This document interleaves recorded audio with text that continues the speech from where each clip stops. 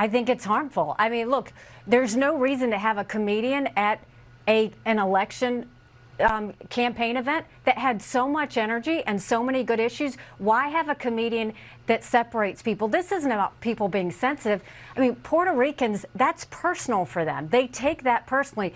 So in the final days of this campaign, we have seen more and more of Donald Trump's stooges. Of course, they're holding campaign rallies with him. They are going on mainstream media in an attempt to make a closing argument for Donald Trump, even though he doesn't have real policy to close on. And of course, they are also trying to clean up whatever mess he made that day in some wild speech.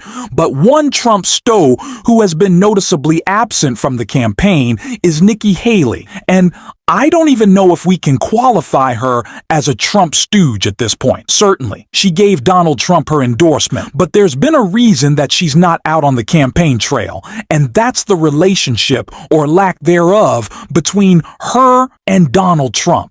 Donald Trump still can't stand her, and Nikki Haley clearly still can't stand Donald Trump, as we saw in her interview today on Fox, in which he took a couple of shots at Donald Trump, really stabbing him in the back in the final week of this campaign in a way that is making Donald Trump furious. And we are going to get into all of that. But before we do, if I could quickly ask you to leave a like on this video, and if you haven't already and you enjoy our channel, to hit that subscribe button.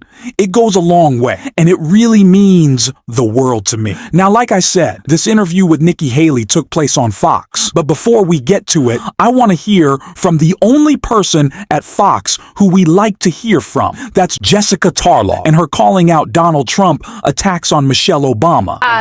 Someone said Donald Trump, he's happy, he has no grievances. The man complains about everything. Today, his closing message, I won in 2020, his biggest grievance, that he was robbed of the presidency. The New York rally was a love fest, and also Michelle Obama was so mean to me. Can you believe that? You stand up there, you're making a closing message, you're doing pretty well out there, and you want to complain that Michelle Obama is a big meanie? Come on. Jessica, he gives out 1,000 messages. So then he has the percentage of complaints is so low. It's really not. But this goes back to something that I said the other day, which is then we should just not take Donald Trump seriously. If you're just going to hip hop to another thing. Take her seriously? I am going to take her seriously. You're kidding. A woman who allowed our border to be invaded, who's got 300,000 kids lost and isn't even looking for them or talking about them? I'm going to take a woman who was vice president during an economy that produced more jobs, got more people health care. What, the 800,000 jobs that they lied about? They didn't lie about that. Donald Trump had a downward revision of over 500,000 jobs. You said nothing. The jobs totals under the Biden-Harris administration is higher than it was under the Trump administration, taking out COVID even. Really? One thing I will why say. Does everybody think she's terrible on the economy? They don't actually. She's tied, and in some polls, she's even ahead on how to handle inflation. Yes, on the economy. Really? We got to move on, but I want to give you credit. You're almost there. Pay less attention to Trump's words, more to his deeds. Okay, I don't enjoy his deeds either. Can I say one thing, though?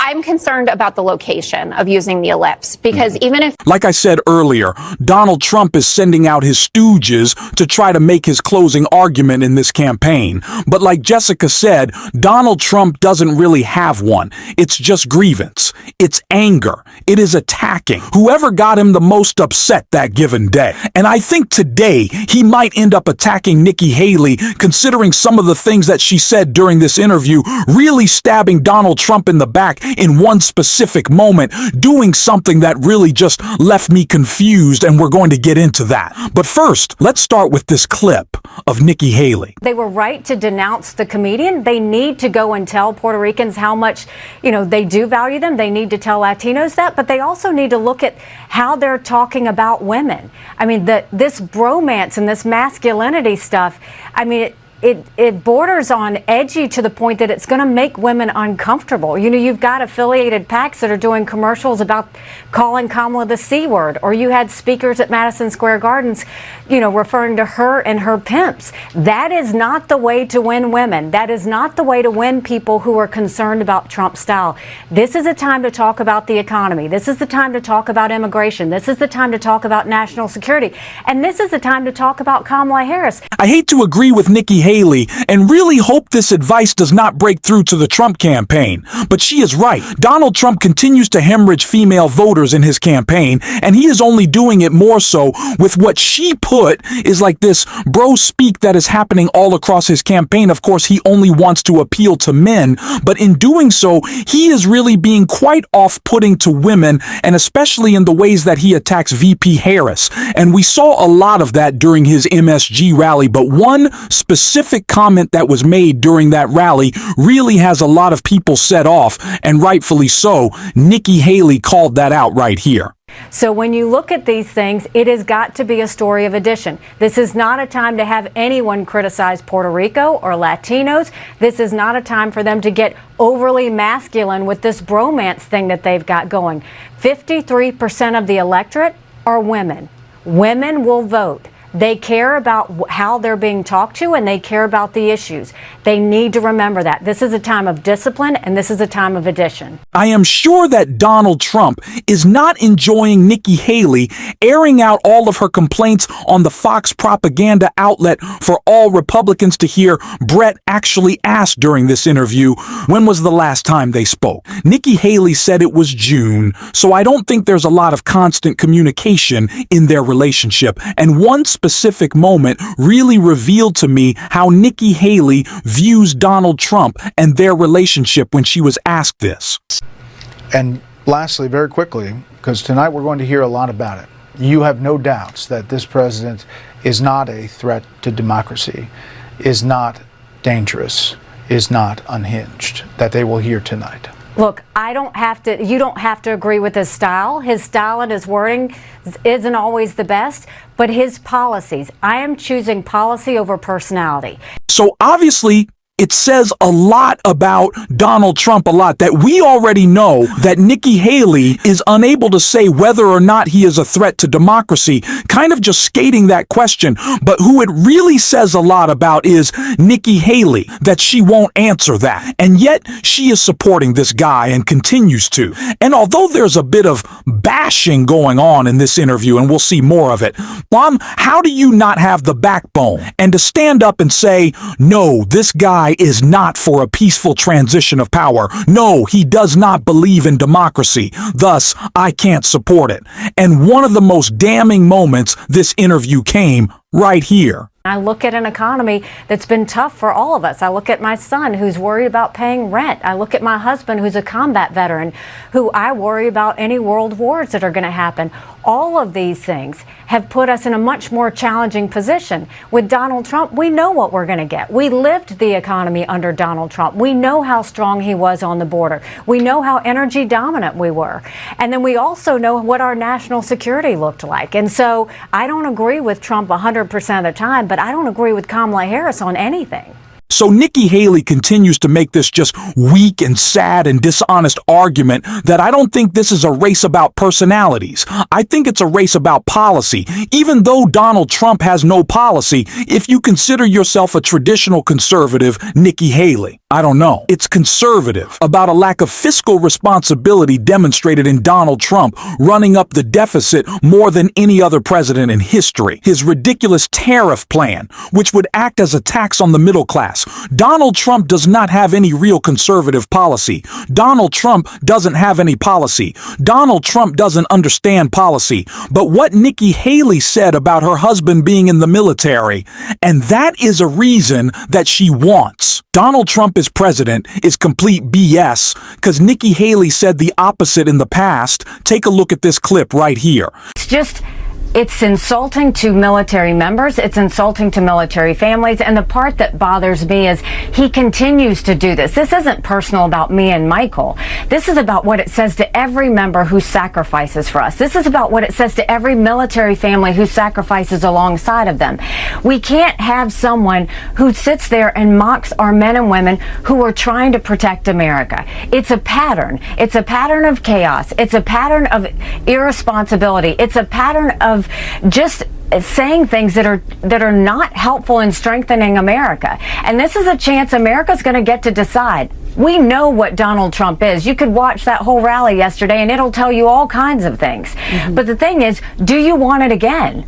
We know what Joe Biden is. You can see the press conference. You can look at the special investigation that says he's diminished. But do you want it again? We know very clearly at this point that it's not just that Donald Trump has a record of disrespecting the military. He has great disdain for those men and women who have served. It's because the insecurity of Donald Trump makes him feel so angry towards those who get credit and are rightfully praised for these selfless acts that they have taken in an effort to defend our country and defend our freedoms that Donald Trump wants to strip away.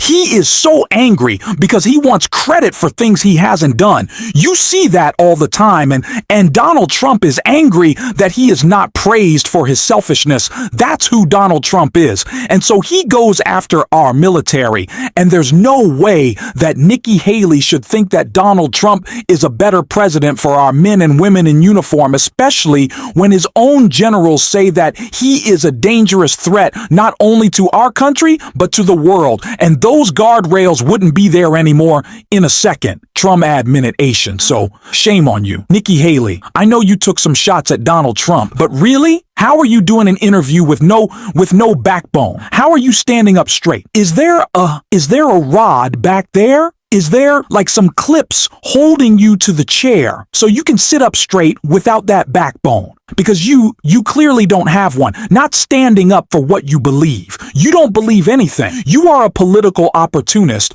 You do not actually care about democracy. You clearly don't care about service members. I hate to say that with your husband being one, but if you actually did, you wouldn't vote for the guy who say suckers and losers. It's clear couldn't be more clear. Couldn't be more disappointing to hear from Nikki Haley. Couldn't be more disappointing to hear from a lot of these Republicans who are called out so perfectly by Tim Walz right here. I'm going to take just 1 second here before we wrap up to talk to the guys in this room, and thank you for coming. Think about this. Think for a moment about the women you love in your life, your partners, your wives, just all the rest of them. Their lives are at stake in this election. That's what's here. Donald Trump's the one who appointed those Supreme Court justices, those three, who overturned Roe versus Wade. Now, young women in this room, you've got less rights than your moms had. 20 states, including this state, have a Trump abortion ban. He calls them a beautiful thing. Georgia, you're seeing it here. You know what a beautiful thing looks like. Amber Thurman, mom of 6-year-old boy, medical assistant, dreaming of being a nurse. Trump took down Roe. She was forced to wait 20 hours to get urgent medical care she desperately needed. Her death was found to be preventable when she couldn't get the care she needed here. As a parent, as an American, as a human being, that makes me sick as hell that would happen. My fellow fellas out there, come on, we got this. Let's step up. We believe as we should that an issue should not have to affect us. Social issue shouldn't have to directly affect your life to care about it, but it does affect your life. Republicans wanting to strip fundamental freedoms, the right to choose away from women, but even if it didn't come on, this is simple stuff. This is bodily autonomy. Here, let's step up. Let's vote for VP Harris. Let's vote for Tim Walz. Let's set this country on the right track. Let's move forward. We're going to talk about that every single day on this show. And if you want to support that, as always, you can hit that subscribe button. You can leave a like on this video. If you're stuck around to the end, you can drop a blue heart in the comments. Until next time, I'll see you soon.